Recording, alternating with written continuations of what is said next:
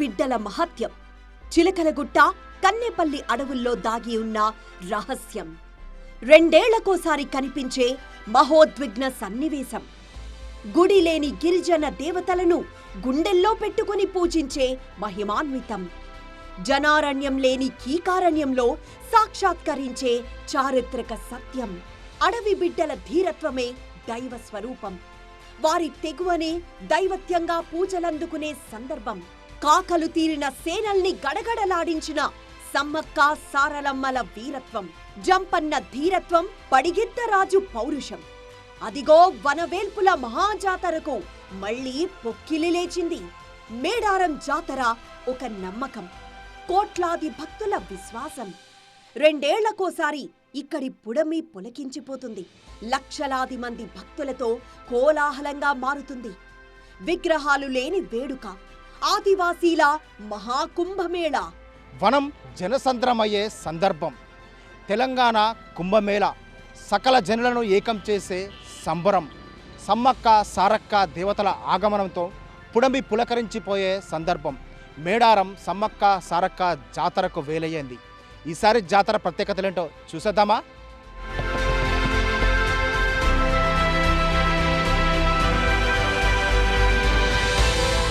జంపన్న వాగులో స్నానాలు, తలనీలాలతో ఎదురుకోళ్లు, తల్లులకు తనివి తీరా మొక్కులు, శివసత్తుల పూనకాలు, కోయదొరల భవిష్యవాణి, నిలువెత్తు బంగారం, ఒడిబియ్యం సమర్పణ. జాతర మహత్యాన్ని చూపుతుంది. గిరిజనులే కాదు, గిరిజనేతరులు కూడా మేడారంకు రావడం ఇక్కడి స్థల పురాణానికి అద్దం పడుతుంది. ఈడ ఎలాంటి విగ్రహాలు లేవు, ఏం లేదు. ఇక్కడ పేదవాళ్ళ జాతర వాస్తవానికి. సరే, ఒక పేదింటి బిడ్డగా నేను కాలిబాటను వచ్చిన. ఈరోజు నాకు ఒక అవకాశం వచ్చి నేను పెద్ద కారులో రావడానికి అవకాశం. అట్లా మన తాతలు తండ్రులు కాలిబాటన ఎడ్ల బండ్ల మీద నడిచి వచ్చారు. మరి మన జనాలు కూడా వాళ్ళ తాతలు ముత్తాతల నుంచి ఆనవాయితీగా వస్తున్నారు. అది నమ్మకం, విశ్వాసం. ఆ విశ్వాసాన్ని ఆ తల్లులు కాపాడుతున్నారు. మంచిగా మరొక 1000 ఏళ్ళు ఈ గుడి ఉండాలి, మళ్ళీ కోట్లాది మంది భక్తులు ఇక్కడికి రావాలి. ఇలాంటి విశ్వాసం, నమ్మకం, కొంగు బంగారంలా కోరికలు తల్లులు జనాలై తీర్చాలి. గుడి మెలిగే పండుగతో జాతర జోరు మొదలవుతుంది. సమ్మక్క సారలమ్మ, పడిగిద్దరాజు, జంపన్న కొలువుదీరిన గ్రామాల్లో ఉండే ఆలయాల్లో గద్దెలను శుద్ధి చేసి పసుపు, కుంకుమ, చీర, సారే పెడతారు. ఆదివాసీ సంప్రదాయం ప్రకారం ఇప్ప పువ్వు నైవేద్యంగా పెట్టి ఇప్పసారా పోస్తారు. ఈ ప్రక్రియ తర్వాతే జనజాతర మొదలవుతుంది.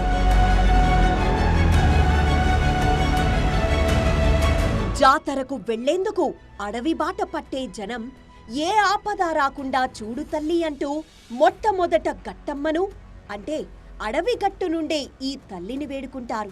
జాతరకి వచ్చిపోయే వరకు నీదే బాధ్యత అంటూ కొబ్బరికాయలు కొట్టి ముందుకు సాగుతారు. సమ్మక్క సారక్క దేవతల పాలన అడవి బిడ్డలకు స్వర్ణయుగం.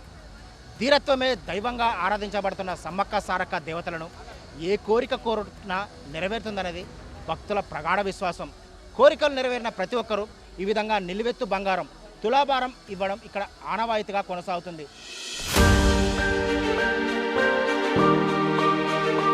మేడారం చేరుకునే ప్రతి ఒక్కరూ జంపన్న వాగులో మునిగి తేలుతారు. మేడారంలో ప్రత్యేక గుడారాలు వేసుకొని ఉండే భక్తులు వెంట తెచ్చుకున్న బెల్లాన్ని గద్దెలుగా చేసుకుని మొక్కుతారు. తర్వాత అమ్మవార్ల దగ్గరికి వెళ్లి మొక్కులు సమర్పించుకుంటారు. మాఘశుద్ధ పున్నమి వెన్నెల్లో గద్దెలపైన కొలువు తీరిన వనదేవతల దర్శనం కంటే ముందు ఈ జంపన్న వాగులో పుణ్యస్నానాలు ఆచరించడం ఇక్కడ ప్రత్యేకత. మేడారంకు వచ్చే ప్రతి భక్తుడి తొలి అడుగు ఈ జంపన్న వాగులోనే పడుతుంది. ఈ జంపన్న వాగులో పుణ్య స్నానాలు ఆచరిస్తే పాప వినాశనం కలుగుతుందనేది భక్తుల ప్రగాఢ విశ్వాసం. అందుకే జాతర సమయంలో జంపన్న వాగు మొత్తం జన సంద్రోహంగా మారిపోతుంది.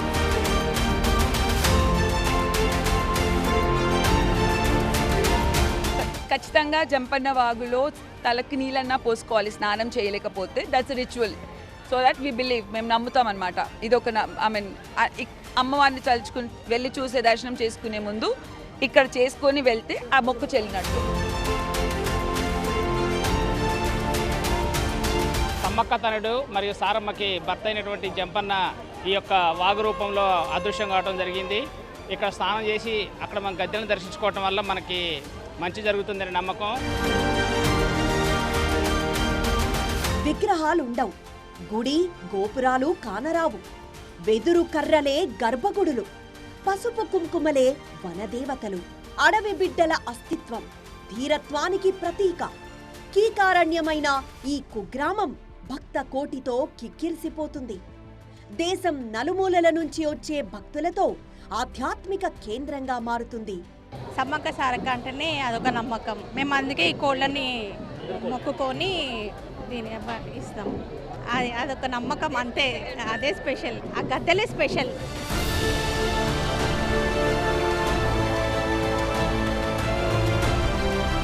ఈ భక్తులు ఏదైతే నమ్మకం పెట్టుకుంటున్నారో ఆ నమ్మకంతోనే ఇంకా శక్తి రెట్టింపే అవుతుంది. కానీ ఎవరికి కూడా ఏది అయినా కానీ ఇప్పుడు చూస్తున్నాం అందరు కూడా భక్తులు వాళ్ళ ఒక కోరికలు మొక్కులు అనేది చెల్లుతున్నాయి కాబట్టే దినదినం ఇంత పెరుగుతూ ఉన్నది. అయితే ఈసారి మేడారం కొత్త శోభను సంతరించుకుంది. ఎన్నడూ లేని విధంగా 251 కోట్లతో ప్రభుత్వం అభివృద్ధి పనులను చేపట్టింది.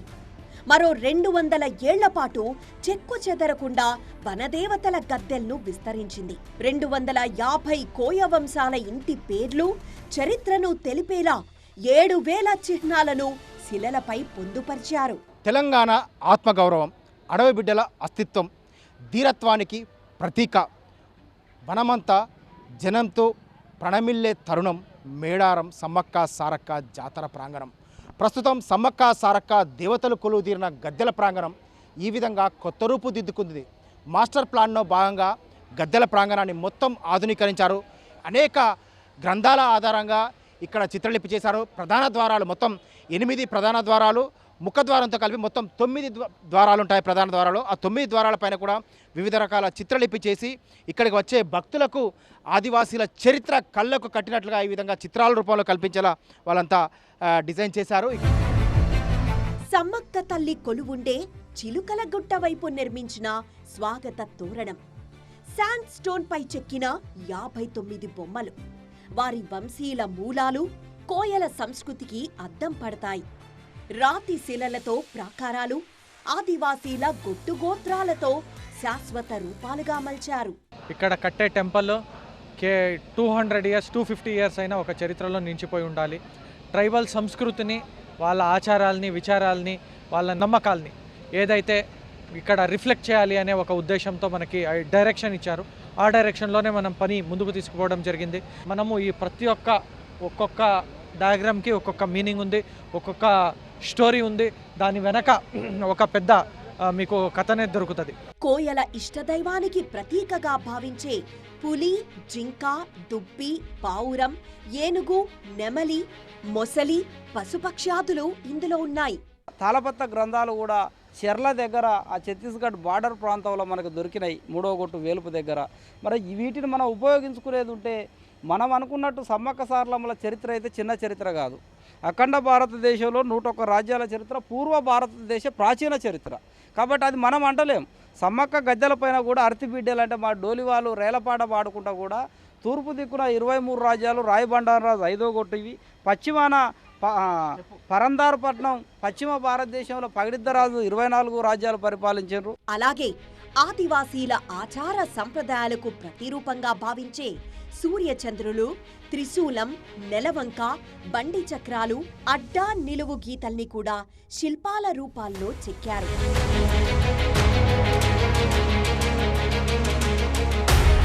ఇందులో ప్రధానమైనది 5 పలకలతో ఉన్నది సమ్మక్క 5వ గొట్టు. ఇది వారి రాజ్య సింబల్. పూర్వకాలంలో కోయలు ఏ వంశానికి చెందినవారు, వారి గొట్టు గోత్రాలు ఏంటన్నది వీటిలో విడమర్చారు. కోయల చరిత్రను అందమైన శిల్పాలుగా మల్చడం వెనక Sammakka Saralamma archaeology and indigenous research institute team కృషి ఎనలేనిది.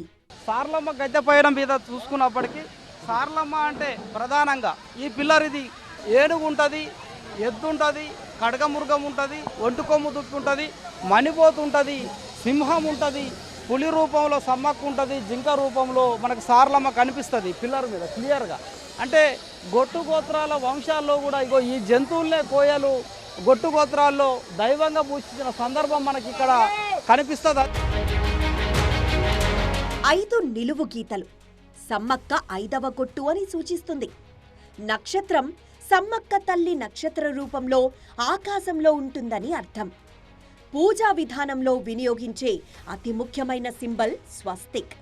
దీని అర్థం భూమి తన చుట్టూ తాను కుడి నుంచి ఎడమకు తిరుగుతుందని సూచిస్తూ ఉంటుంది.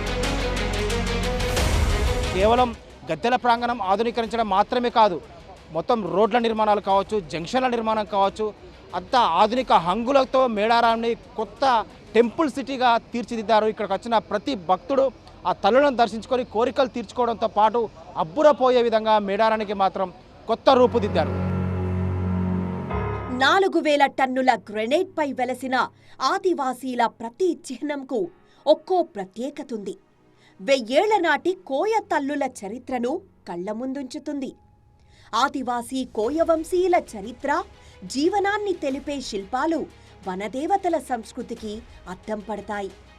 మేడారం అభివృద్ధి పనుల్లో ఆదివాసీ బిడ్డ మంత్రి సీతక్కతో పాటు దేవాదాయ శాఖ మంత్రి కొండా సురేఖ, మరో మంత్రి పొంగులేటి శ్రీనివాసరెడ్డి కీలక పాత్ర పోషించారు. నేను ఎప్పుడు ఊహించలేదు, కానీ నాకు మనసులో ఉండేది ఒక్కసారన్నా అధికారికంగా నేను మంత్రి ఇంకోటి ఎప్పుడు ఊహించుకోలేదు.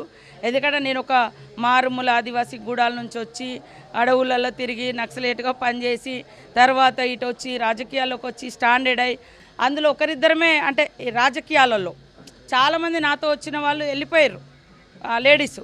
కానీ నాకు ఈ యొక్క భాగ్యం ఈ స్థాయి వరకు ఈరోజు కాంగ్రెస్ ప్రభుత్వంలో మరి మంత్రిగా ఒక పెద్ద శాఖకు మంత్రిగా ఇచ్చి ఇంత గుడిని నిర్మించే అవకాశం మా సీఎం రేవంత్ రెడ్డి గారు, అక్కడ రాహుల్ గాంధీ గారు, మరి ఇక్కడ ప్రజలు మీ అందరూ తోడ్పాటుతో ఈ యొక్క గొప్ప అవకాశము నాకు రావడం జరిగింది.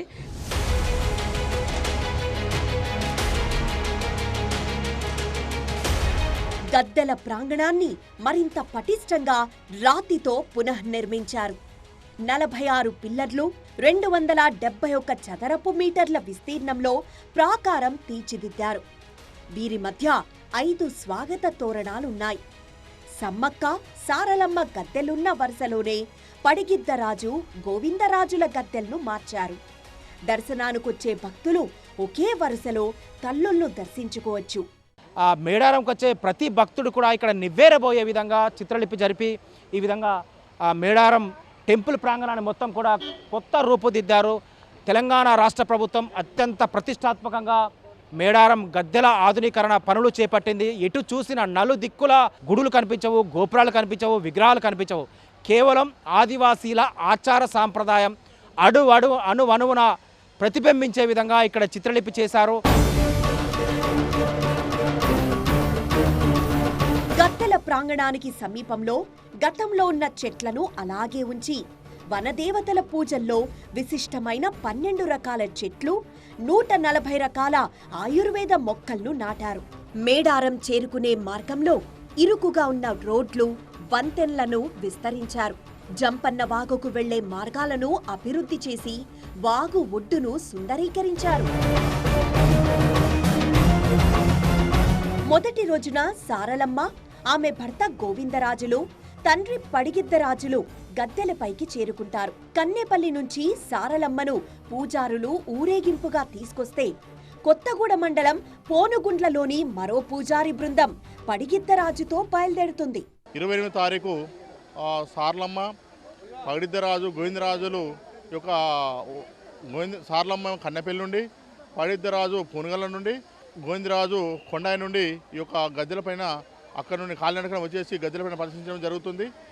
ఆ తర్వాత 29వ తారీఖు గురువారం రోజున ఏదైతే చిలకలగట్టు నుండి సమ్మక్క ఏం చేసినటువంటి ఆ చిలకలగట్టు నుండి సాయంత్రం 6 గంటలకు ఈ యొక్క మేడారము గద్దెలపైన ప్రతిష్టాపన చేయడం జరుగుతుంది.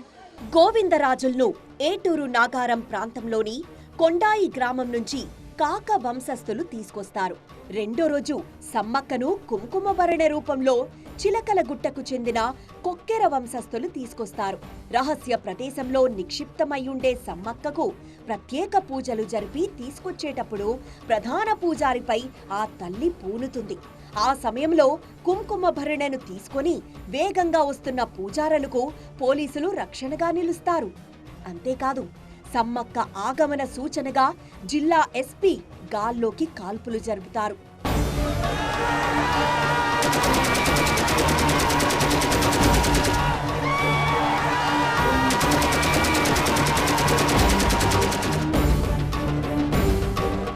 ప్రపంచంలోనే అతిపెద్ద గిరిజన జాతరగా ఖ్యాతిగాంచిన ఈ జాతరకు కోట్ల సంఖ్యలో భక్తులు తరలివస్తారు. అమ్మల ఆశీర్వాదాలు అందుకుంటారు. భక్తి పారవస్యంలో మునిగి తేలుతారు.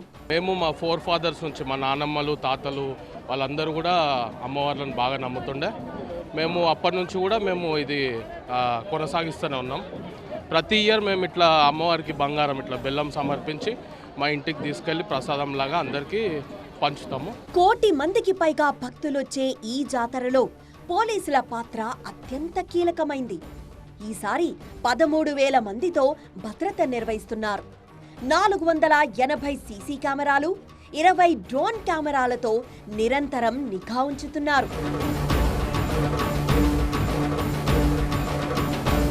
సీసీ కెమెరాలతో పాటు డ్రోన్ కెమెరాలను కమాండ్ కంట్రోల్ రూమ్ కు అనుసంధానం చేశారు. జాతరకొచ్చి పోయే రహదారుల్లో ఎలాంటి ఇబ్బందులు లేకుండా చూస్తున్నారు. పోలీసులే కాదు, ప్రభుత్వంలోని అన్ని శాఖలు సమన్వయంగా పనిచేస్తున్నాయి.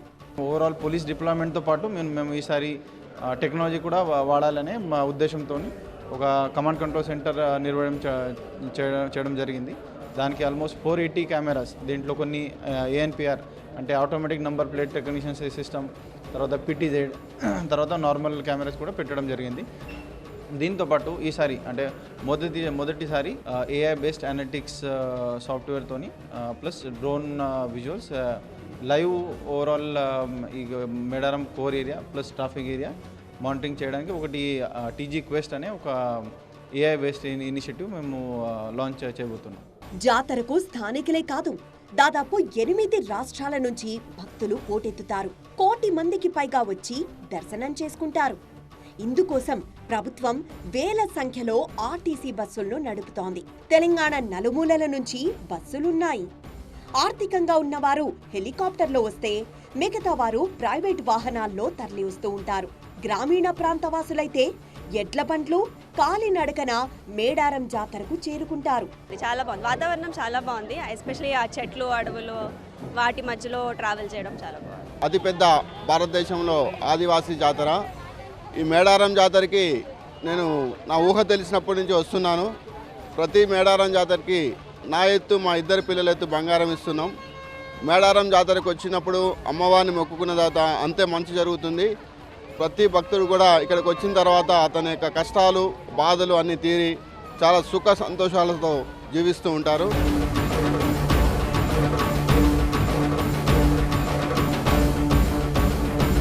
మేడారం జనజాతర అచంచల విశ్వాసానికి నిదర్శనం. వనమంతా జనం, మనసంతా భక్తి పారవస్యం. అడవి తల్లుల రాకతో అతీంద్రియ శక్తి ప్రసరించినట్లవుతుంది. 2 ఏళ్లకొకసారి మాఘశుద్ధ పౌర్ణమిన మేడారం అడవి కాచిన వెన్నెలవుతుంది. విగ్రహ రూపం, గుడి గోపురాలు లేని శక్తి స్వరూపాలు ఆ సమ్మక్క సారక్క దేవతలు. ఇక్కడ గద్దెలే గర్భగుడులు.